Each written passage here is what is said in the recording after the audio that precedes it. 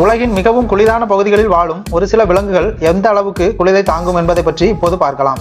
Arctic wolf என்று அழைக்கப்படும் ஓநாய்கள் -55 டிகிரி செல்சியஸ் வரை வெப்பநிலையை தாங்கக்கூடியவை.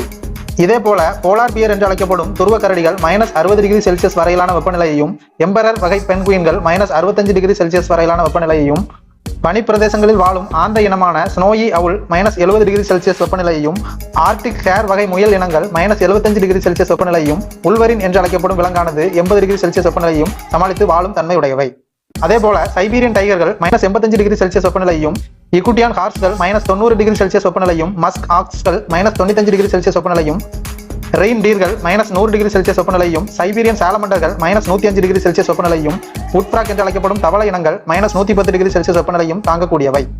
இதில் ஆர்டிக் கிரவுண்ட் ஸ்குரில் என்னும் அணில் இனமானது -120 டிகிரி செல்சியஸ் வரையிலான வெப்பத்தை தாக்குப்பிடித்து வாழும் தன்மையுடன் உள்ளது. இந்த வீடியோ உங்களுக்கு பிடிச்சிருந்தா லைக் பண்ணுங்க, அப்படி நம்ம சேனலை சப்ஸ்கிரைப் பண்ணுங்க.